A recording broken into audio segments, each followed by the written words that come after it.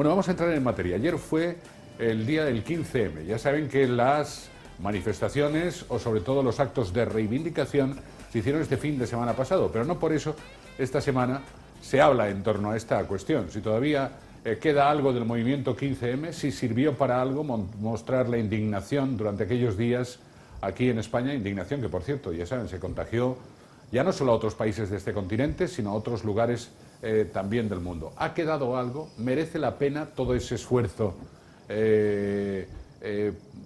para cambiar algo? ¿Ha cambiado en este tiempo algo o va a cambiar? A ver, el profesor San Martín, el último día que hablamos de esto, que fue el martes pasado, se quedó con ganas de aportar su idea al respecto, que estoy seguro que la tiene, ¿no? Sí, la tengo, sí. Bueno, pese a bueno, la información en contra del 15M que se da por parte de la clase política y por parte de algunos medios de comunicación,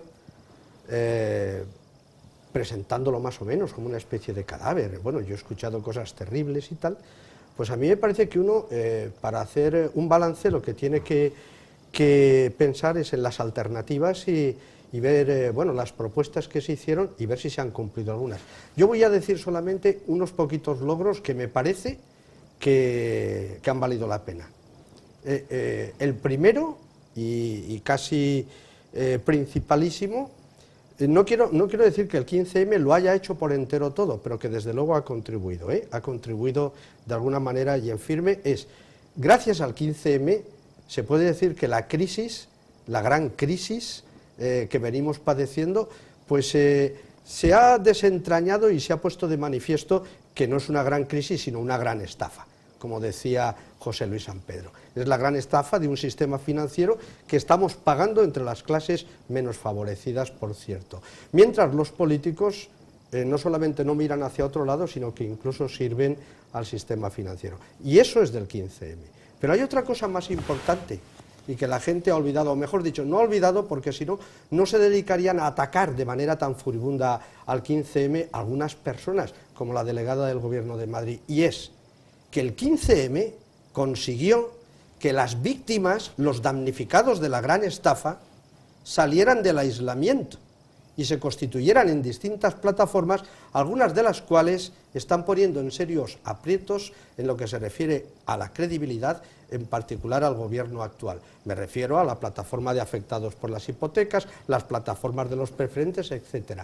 Ya hay al menos dos logros, pero hay algún otro logro, y es que el 15M ha puesto de manifiesto que al margen de los partidos políticos y de los sindicatos se puede hacer, entre comillas, lucha política, y que para eso están las redes sociales.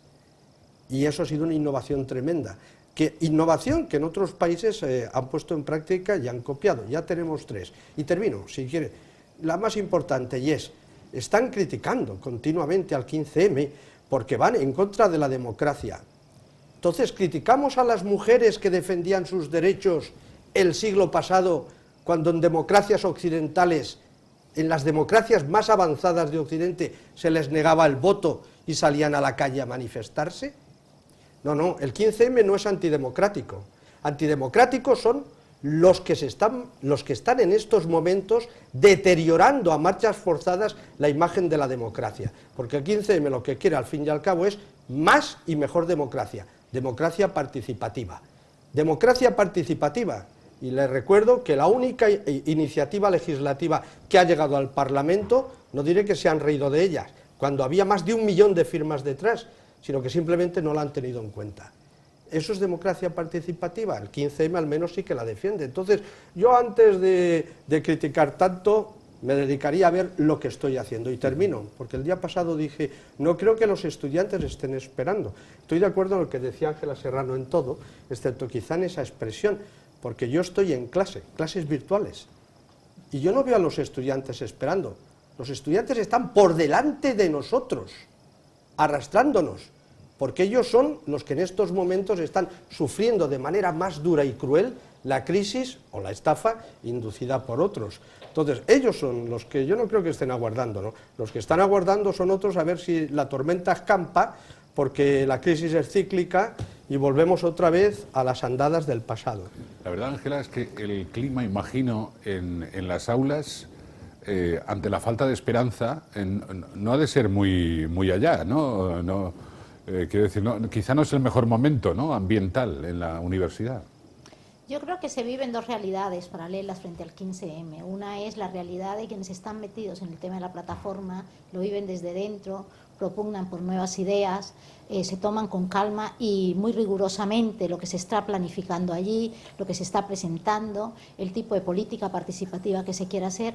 Y otra realidad también, no podríamos decir solo de jóvenes, porque el movimiento del 15M empieza con un movimiento de jóvenes, pero al final, si observamos quiénes participan del movimiento, pues hay una gran masa de personas que difieren en edad, pero que están unidas en un mismo eslogan, y es la justicia social, la manifestación ante una gran cantidad de impunidades de tipo económico, social y político, y la necesidad de replantear una democracia participativa, como dice el profesor San Martín. Entonces son dos realidades, ¿no? Uno, los que están trabajando desde dentro, que lo viven con pasión, pero yo creo que se lo toman con calma precisamente por lo importante del momento, y otros, los que estamos desde fuera, que pareciera que viésemos que no hay una respuesta porque tenemos demasiada prisa en digerir esto, cuando esto supone, como en los grandes cambios sociales, que toma tiempo, toma una reflexión seria, porque hay que analizar a muchos actores que están actualmente y que no deberían estar, y que por supuesto exige conocer muy bien quiénes van a ser los futuros actores de este cambio y los representantes al final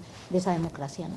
A veces se le pide a todo este movimiento que se transforme en partidos políticos, ¿no?, que tengan incluso sus sistemas de líderes propios de los partidos políticos. Yo no sé si es incluso para determinar con más exactitud a quién se puede criticar, ¿no?, o todo esto, pero ¿no se ve que un movimiento como este puede acabar en eso, en un formato como el de los partidos políticos actual, ¿no? A ver, yo Carlota, voy a dar mi opinión de lo que yo creo que para mí puede significar el 15M. Yo creo que el 15M, y voy a ver si soy capaz de que se entienda lo que quiero decir, es la manifestación real del fracaso de un modelo de abordar la sociedad, de abordar la economía, de abordar la política, de abordar la educación, de abordarlo todo. El 15M pone de manifiesto una indignación que no es más que la incapacidad de satisfacer a las personas que constituyen la sociedad por parte de multitud de sistemas de distinto tipo. Y yo creo que el fracaso en el sentido de esa sociedad es lo que primero tendríamos que aceptar, ¿no?, que hemos fracasado con muchísimas cosas. Y que ese fracaso, en lugar de tomárnoslo desde el punto de vista que nos tomamos el fracaso en la sociedad occidental como algo repugnante, punitivo, culpabilizador, etcétera, etcétera, es una grandísima oportunidad de cambiar. Pero cambiar quiere decir cambiar desde distintas claves. Entonces, tenemos que construir esas nuevas claves que solo pueden partir de una distinta manera de abordar la realidad. Y esa distinta manera de abordar la realidad está mucho más cercana a recuperar a lo mejor esencias que están más vinculadas con la ética o con la filosofía y que no estamos sabiendo ver. Estamos queriendo abordar el 15M desde un utilitarismo mecanicista, que es como abordamos todas las cosas y donde se ve el fracaso en la medicina, en la formación, en las finanzas, en la economía, en la gestión medioambiental, en todo.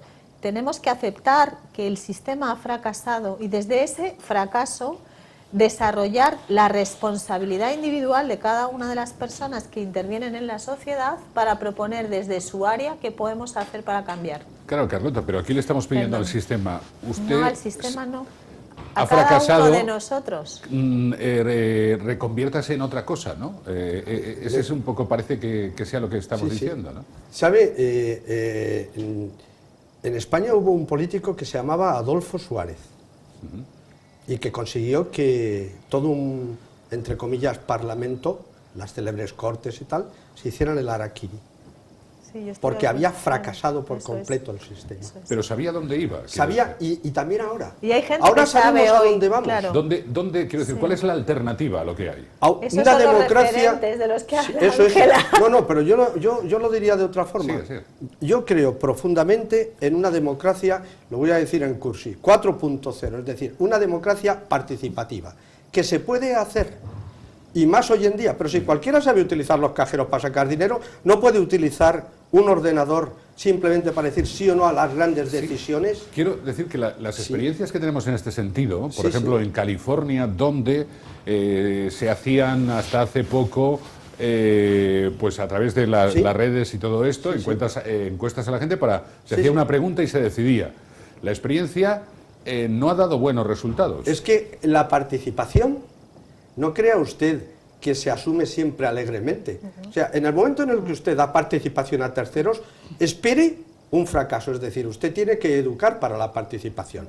¿Qué es lo que no se está haciendo? Aquí estamos educados para meter el voto cada 4 años, no para participar en la toma de decisiones de todo aquello que va a concernir a nuestra vida de manera importante.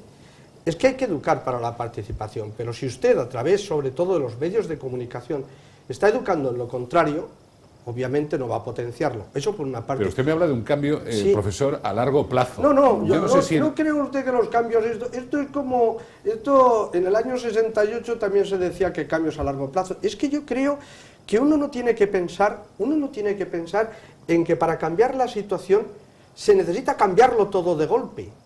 Yo creo, un día me parece que en esta misma tertulia puse un ejemplo, y es si usted tiene una represa, es decir, usted tiene un pantano con una presa, para tirar abajo el pantano y que salga el agua, no necesita usted poner cargas de dinamita por todas partes, necesita solo hacer un pequeño agujero, porque el agua hará el resto. El agua hará el resto, y eso es lo que ha sucedido prácticamente a lo largo de la historia. El agujero es el referente. Claro. Es un referente, es que la gente necesita un punto al que mirar.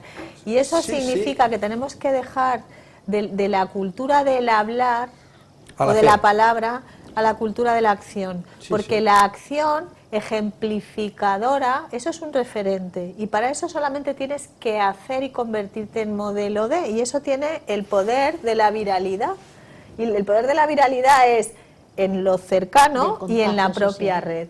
Y entonces yo también tengo universitarios de último año de carrera, y yo sí que he visto una evolución en los últimos años, y hoy en día la gente tiene una mayor capacidad de comprometerse, y una mayor capacidad de indignarse, y una mayor capacidad de quejarse. Sí, estoy de acuerdo, pero también tiene una capacidad de imitar los buenos. Vicente está haciendo de abogado del diablo. Efectivamente, lo digo para... porque tenemos el ejemplo de Islandia, que es como mínimo curioso. Islandia, en el que este tipo de participación se amplió a todos los ciudadanos, consiguieron echar prácticamente a toda la estructura política del momento. Pero ahora, en estas últimas elecciones, después de los 4 o 5 años que han sucedido, han vuelto a elegir al mismo partido que había antes del crack, que fue el que simpatizaba con los banqueros de manera que llevó al país a la absoluta quiebra. En California, por ejemplo, donde se sometían a votación popular muchas iniciativas, miren, hay un ejemplo de una que es sumamente curioso, y es aquella persona que cometía 3 delitos tenía una pena de cárcel permanente. ¿Qué ocurrió? Que las cárceles se colapsaron en apenas unos pocos meses y han tenido que tomar soluciones, claro, de liberar a presos, no al azar, imagino, pero en grandes cantidades, porque la medida no es sostenible. La sociedad no puede soportar tantos presos metidos en la cárcel y además de por vida, ¿no?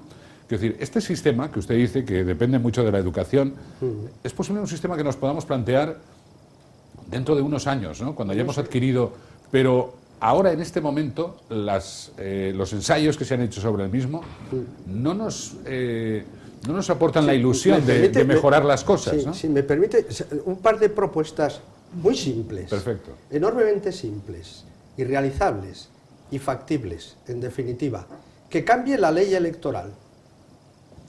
Sería un buen primer paso. Que elijamos a los diputados de distrito, gente conocida, al estilo inglés. Que cambie la ley electoral.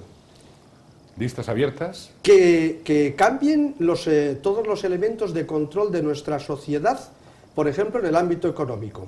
Que el Banco de España sea a su vez controlado, que el Consejo Nacional del Mercado de Valores sea controlado, que la financiación de los partidos políticos sea controlado, que no haya listas cerradas, que haya listas abiertas, como antes he dicho, y además diputados por distrito. Todos son medidas perfectamente realizables. Con eso empezaríamos a caminar. ¿El obstáculo mayor sabe quién lo constituye? Los que tienen que tomar esta decisión. No, lo constituyen sobre todo los grandes partidos.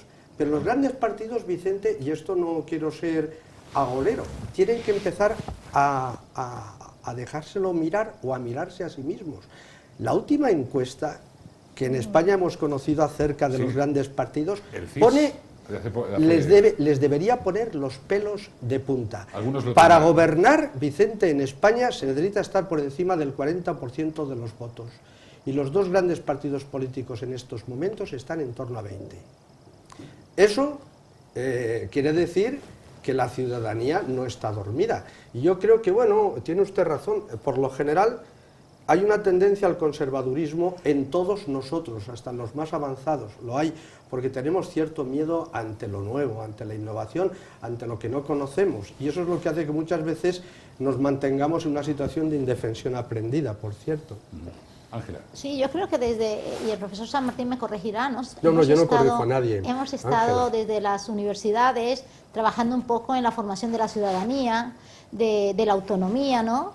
Que en teoría consiste en que haya un ciudadano participativo, un joven participativo que haga nuevas propuestas. Y cuando por fin, de alguna manera, logramos que se haya un primer paso, no encontramos los mecanismos para digerir esas propuestas. Entonces hay un fallo en el sistema democrático. Eso es lo único que se está evidenciando. Hay un fallo en el sistema democrático donde hay una respuesta por fin social en la que en teoría hemos estado preparando a nuestros jóvenes para que la den y nos encontramos con una realidad que no da una respuesta porque ni siquiera llega a tomarse en serio esa propuesta social. Entonces, ante eso, ¿qué queda? El descrédito, la indefensión aprendida, como decía el profesor San Martín, o los augurios que pronosticabas tú de sociedades similares que han pasado por este proceso. La pregunta es, ¿quién tiene que dar esa respuesta? ¿Los mismos que están dirigiendo el proceso? Difícil. Esa es una buena cuestión. ¿Quién, Sí, quién ha- no, es cierto. difícil. Sí, Carlota. Dos cosas. Una, a todos nos cuesta mucho cambiar, salvo cuando la necesidad nos obliga a ello. Y estamos llegando a unos límites en la sociedad española en los que vamos a entrar en necesidad imperiosa y desesperación. Y ante eso solo hay dos opciones. Una opción es la violencia, que ojalá no nos llegue, y otra opción es la colaboración y corresponsabilidad de las personas en ver qué podemos hacer entre todos para aportar soluciones. Y en eso yo creo que el pueblo español tenemos algo muy importante, que es la capacidad de empatizar con el de al lado. Porque en la situación que está este país, con el nivel de paro que se está, con el nivel de personas ya próximas, que no están pudiendo pagar ni el colegio de sus hijos, ni los cumpleaños de sus hijos, ni los libros de sus hijos, si no fuera por el apoyo que existe entre las personas de proximidad, sería un problema muy grave. Entonces, esa necesidad nos obliga a cambiar. Y hemos educado, y yo lo lamento porque yo me siento parte de esos formadores de los jóvenes, hemos educado a la gente a hacer propuestas desde la riqueza, desde estar sentados en un sillón. Y tenemos que bajar a la realidad de la vida, y la realidad de la vida es que hay un 75% o un 80% de personas que están en unos niveles de pobreza importantes y con los que los occidentales los hemos olvidado y no hemos sido conscientes de ellos. Entonces, tenemos que bajar a la realidad de decir, tenemos que hacer primero y reclamar después. Porque está muy bonito que yo sea defensor y me sienta muy verde, pero luego de repente que despilfarre cogiendo el coche para ir a la esquina a comprar no sé qué, que ponga la calefacción a no sé cuántos grados y esté haciendo un hiperconsumo, que llega el no sé qué y sin aire acondicionado parece que ahora nadie puede sobrevivir, que tenemos los residuos, o sea que hay muchas pequeñas cosas que tenemos que empezar a hacer antes de ponernos a hacer. Y si todo eso se hace entre todos un poquito, es mucho más fácil. Yo creo que las claves del nuevo modelo tienen que ver con dos palabras, cooperación, colaboración, compartir, no sé, todo lo que tiene que ver con una comunidad, porque los seres humanos solos no somos absolutamente nada. Y hemos sido educados desde las universidades, desde los medios de comunicación, desde las propias familias, a me miro el ombligo y nada más. Y ese es el gran cambio que tenemos que hacer. Me estaba acordando de la economía del bien común. Sí, y de sí. Por Cristian ejemplo, Sánchez, hay muchas Silverberg, que estuvo aquí y con muchos nosotros. movimientos, es la Valencia Creativa Sostenible, Sí, sí, o sea que hay sí, muchos movimientos. Yo quería precisamente bueno, pues enfatizar un poco algunas de las cosas que ha dicho Carlota. y es uno de los males mayores que puede existir, ella lo dice muchas veces, uno de los males mayores que existe, y es un mal inducido en nuestra sociedad, es la creencia en que esto no puede cambiar, que no hay expectativas a mejor, sino a peor en todo caso, porque hemos asumido el ideario, sin darnos cuenta, el ideario neoconservador. Profesor, algo así como que lo decimos todos mucho, virgencita, virgencita, Sí, que me quede eso como sabe estoy. cómo se llama técnicamente, se llama indefensión aprendida. Nos han inducido la creencia en que no hay salida y cualquier cosa que hagamos puede, si no es lo que se nos dice, puede empeorar todavía la situación. Por ejemplo, ocurre en la economía. Por ejemplo, yo he escuchado hoy a un señor que en circunstancias ordinarias yo lo hubiera llevado a un psiquiátrico, que es el defensor del contrato único laboral.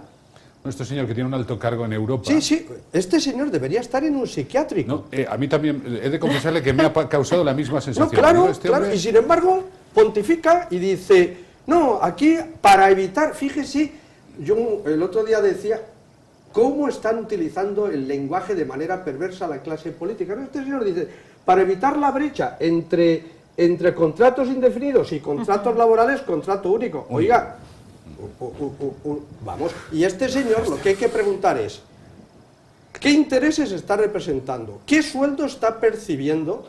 ¿A quién está defendiendo?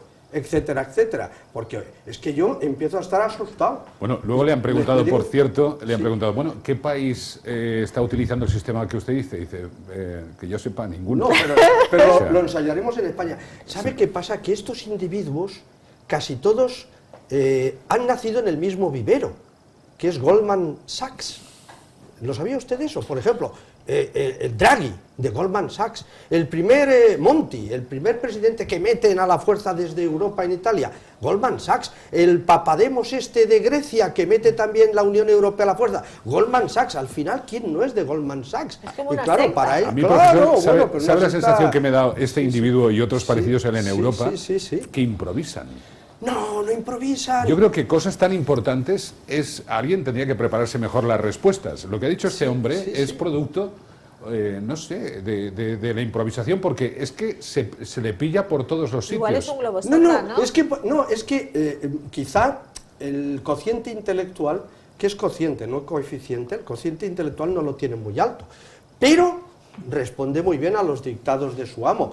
Mire, si usted lee en filosofía en los años 40, 50 del pasado siglo a Leo Strauss, que ahora he visto algunos libros en librerías valencianas, encuentra prácticamente esta filosofía de la pe a la pa, si es un recetario, que luego, el Fondo Monetario Internacional en el campo económico, recogiendo el diario de Chicago, han llevado a la práctica, pero como nosotros nos tomamos el omeprazol por la mañana para evitar la acidez, ellos sacan la recetita y lo que ponen en práctica, repito, es lo que la receta les dice. Lo pusieron en el Chile de Pinochet, lo pusieron en Reino Unido, que nos hemos olvidado en el año 76 al 79, antes de Margaret Thatcher. Lo están poniendo en Grecia, que, por en cierto, España, lo mismo. Dejó el país que tuvo que ser rescatado. Ahora lo que pasa es que hace tanto tiempo que prácticamente Hombre, no nos claro, que acordamos ¿cómo se va a quedar España a este paso sin la producción de un solo empleo digno? Y Alemania, hombre, un país, y perdone que me extienda solo un poquito, un país en el que yo he vivido, que admiro, que quiero, que he visto cómo vivía la gente allí y que ahora me dice gente, y he visto en televisión gente jubilada alemana, ingenieros jubilados alemanes, que tienen que recurrir a los célebres mini-jobs de 80 a 200 euros al mes para poder subsistir. Pero, oiga, ¿a dónde nos llevan estos tipos? Hay alternativa al neoconservadurismo, la hay, y debemos creer en ella. Y con glamour.